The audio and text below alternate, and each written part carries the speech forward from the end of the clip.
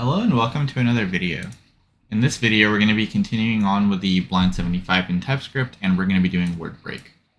So in this problem you're given a string s and a dictionary of strings word dict, and you want to return true if s can be segmented into space separated sequence of one or more dictionary words. Note that there are some words in the dictionary that may be reused multiple times in the segmentation. Okay. So we have a string LeetCode. And basically what it's asking us is if we can break this word down into words that are in the dictionary. So in this case, obviously we can break it like this, and leet and code are both in the dictionary. We also have apple, pen, apple. So pen, apple. And let's take a look here. We can obviously break this down as well, right? So apple, pen, and then apple. We can break that as well. And then finally we have cats and dog. Let's do that. Cats and dog. And this one we can't break because let's say we try to use cats, then we have to use and, but then we have OG, which wouldn't work, right? Or we could use cat, and then we have to use sand, but then we have OG as well, so this one we can't break. So we want to figure out how to do this, and there's a few ways to do this, and because this is a TypeScript one, I'm actually going to show a way it's not like the optimal solution, but it's pretty close, right? Like there are pros and cons, so it's still a good solution. There is just like a better one that's actually easier to get, but because this is TypeScript, I wanted to do this one because this one's more interesting and will teach you more TypeScript.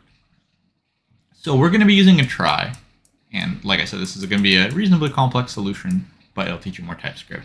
And I think I went over what a try is in one of my other videos, but essentially a try is a node that has two things.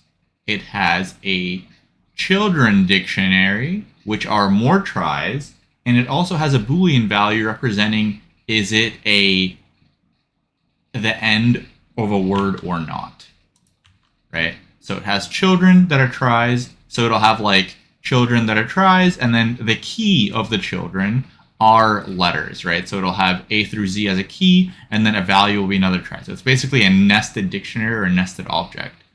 And so let's kind of show how we would build this try. So we would go word by word. We'd have this root node. It would start at the root. We'd just make a try. And then let's say we're trying to put leet into our try.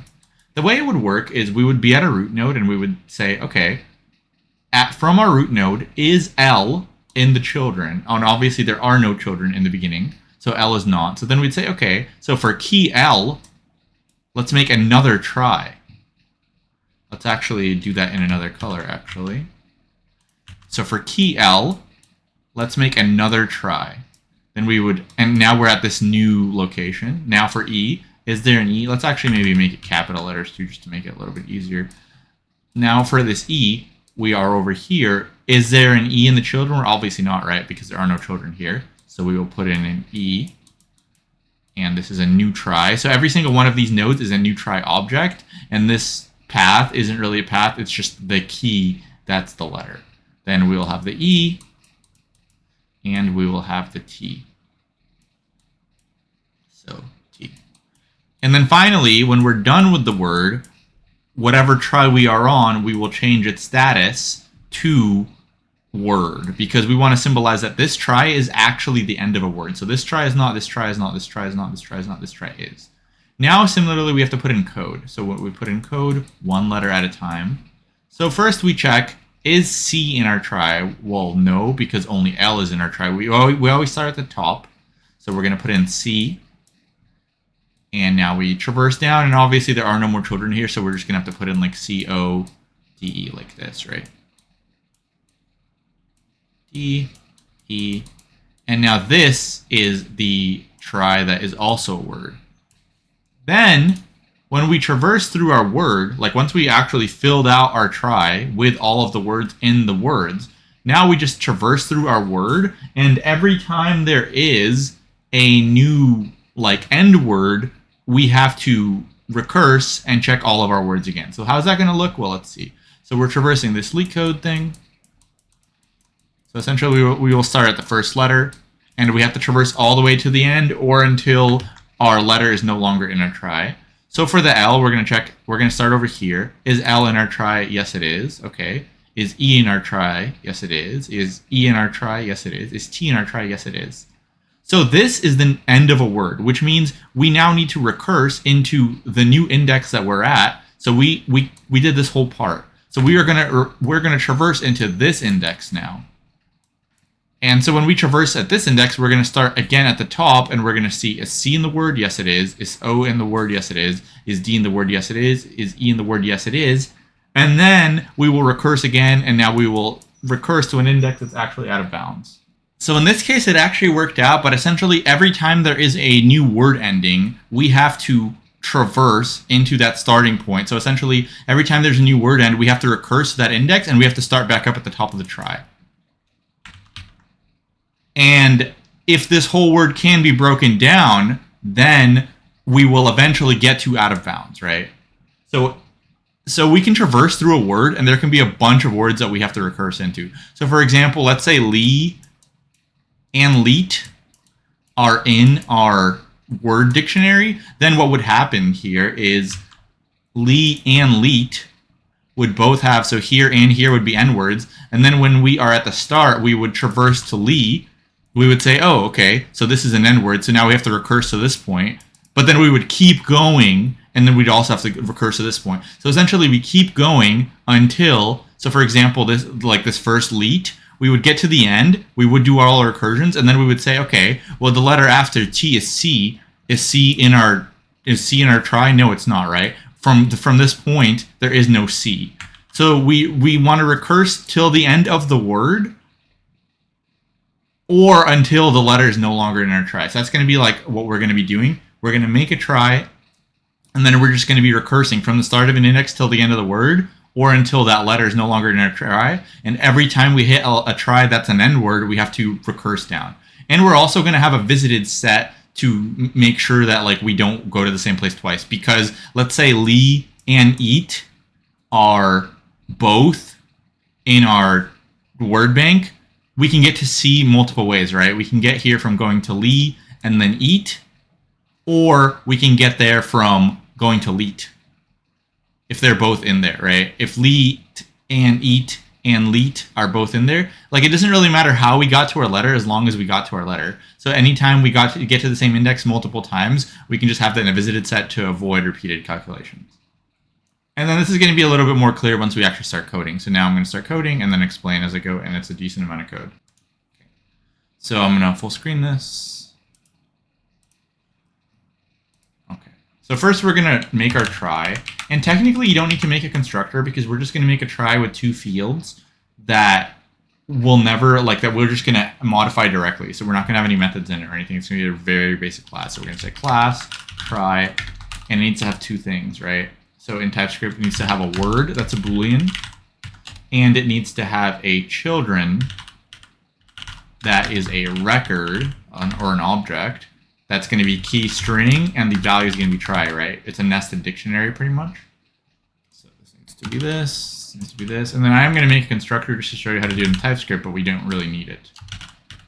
Constructor, and we're just going to say this word equals false, and this children equals empty. Okay, so now we need to make a root that's going to be a new try, and then from there we're going to be inserting every single word into our try starting at the root. So we're going to say constant root equals new try, and we're going to say for let word of word dict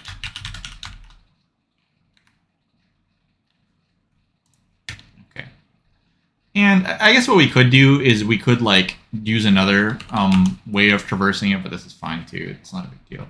So we're going to say let node equals root for let character of word. So essentially we're starting at every single word, and then for every word we're starting at the root and we're inserting the word. So first we need to check, is this character in like our current try that we're in? And if it's not, we have to actually add it in. So we're going to say if not, and this is the new way of doing it, just to make sure you don't check the prototype. In this case, I don't think it's necessary, but this is just good practice. So if object, not object has own node.children. So it's an object first, and then the key is the second thing. So if this is the case, and this does give you an error in the LeetCode because this is kind of like newer. I think you need like 22 or something for it to work, and I think they didn't, probably like the LeetCode TypeScript config or something is like a little bit old. But if you try this in like VS Code, it won't give you an error. And it still runs, it just gives you this red thing. Okay, so we're going to do that. We're going to say node children character equals new try. And now we have to actually traverse down into it, right? So we're going to say node equals node children character. And now that we did that, so essentially what we're doing is we are just going down the characters in the word and we're traversing deeper and deeper into the try. Like we're traversing try by try by try, right? Since tries are basically nested objects. And then once we get to the end of the word, then we are on the node that has to be the end of a word. So we have to mark that after we traverse down. So we're going to say node word equals true. And now we have to make a visited set.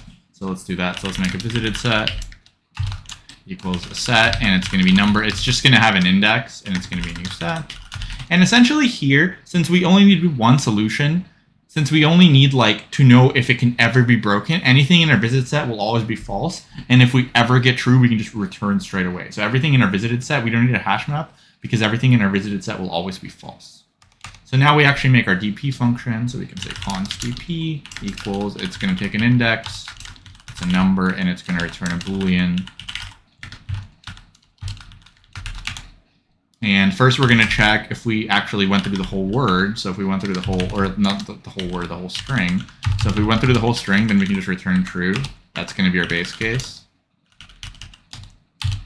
Now also if it's in our visited, like I said, everything visited will be false. So if visited.has index, this is all false, so we can just return false. Let's actually make some more space here. Okay, there we go. Now we are going to make a node, and it's going to start at the root. And we need to basically traverse until we either don't have the try, like our letter isn't in the try, or we get to the end of the word. So we're going to say let I equals index, I is less than s.length, I++. Now we're going to do the same thing. We're going to check, is this in the try, right? So it's object.hasOwn. So if the letter is in the children, then we need to traverse to it. So if this is true, we need to traverse down to it. So we're going to say node equals node.children si. So we traverse to it, and then also if this is the end of a word and the next DP from that state, so we can just say DP of I+1. So we're at some letter, let's go to the next letter. If these are both true, then we can return true, and we are done. Otherwise, we need to pretty much just break, because that means that this character is no longer in our try, so we don't need to traverse anymore. And then finally, when we're out of the loop, that means we didn't find anything, so we can just add this index to visited and return false. And that's going to be the end of our, let's actually bring this up a bit. Make sure it's all spaced out fine. Looks like it is. So now what we need to do is we need to actually call this method, right? So we need to call DP starting at index 0. Okay, and hopefully I didn't screw this up, but yeah, essentially, let's go through it one more time. So essentially we make a try. It has a word, meaning is it a word or not? And its tries are nested. So you essentially make children, where the key is going to be a letter, and then the value is going to be a new try. You make a root that's a new try. You go through every single word, and you fill out your try with all of the words. You make a visited set, and then your DP function. The base case is if you're done with the whole word, or if it's in the visited set, that means it's false. Essentially, you are looping from wherever you start to the end of the word until either the letter is no longer in your try, or we have a word break and then we have to recurse down. And our first true, we can just return straight away, because it's not asking like how many ways can we break it down. It's saying, is it possible at all? So if we ever get true here, we can just return true straight away and shorten our logic here. And then once we're out of this function, we know it has to be false. We can return false. And finally, we just call this DP function starting at index 0. So let's see how many errors we have here. Let's get rid of the maximize and bring this up. Looks like it's accepted. Okay, So like I said, it's not like as efficient. So the most efficient way to actually do this in TypeScript at least, and that's just because given the constraints, like as you change the constraints, tries become bigger, but because these words are short, the most efficient way to do this, I think, in TypeScript, or given these constraints not in TypeScript, is not using a try. It's literally to just be at an index and manually try every single word, and if a word ever like matches, then you just recurse down into the next index. So it's like a little bit easier to code, and it's a little bit faster in this case. But as your words get bigger, then the try gets more efficient. So yeah, like I said, it's still a fine solution, and it's definitely a hard one to come up with. And it shows you like how to make a try, how to use this like object has own, all these things. So I thought I'd talk about this one over the one that runs a little bit faster. But yeah, it definitely still does work. So wanted to share this one, and let's talk about the time and space for this one. Also, there's like an overhead of building a try, right? You actually have to build it. So there's like overhead at the start, but as your words get bigger, as you have more words, these words are pretty small, but as your words get bigger, or if your string length gets bigger, also the try gets a little bit better. Okay. So now let's actually think about the time and space. So we actually have to make the try, right? In worst case scenario, our try, like all of the words are at unique roots essentially. So if I go back to this picture, like let's say every single word just starts at like is completely different, starts with a different letter, let's say.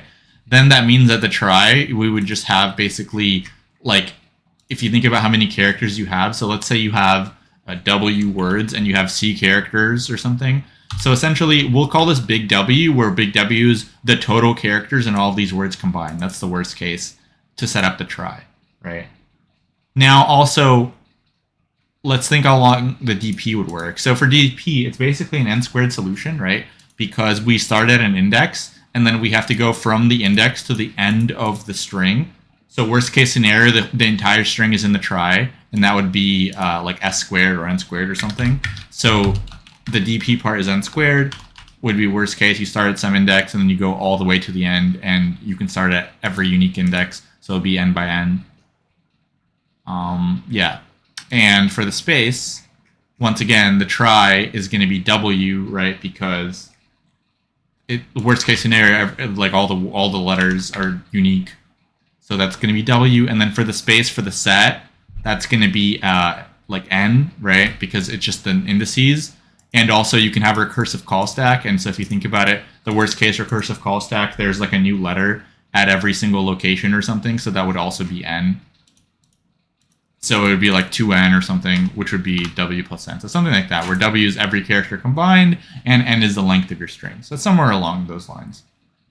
But yeah, so just wanted to share this video with you guys. I thought it was reasonably complex and kind of good to share. I know I always do or mostly do the easy solutions for the TypeScript problems, but this one was kind of cool, so I wanted to share this one. But yeah, it's going to be it for this video. So if you liked it, please like the video and subscribe to the channel, and I'll see you in the next one. Thanks for watching.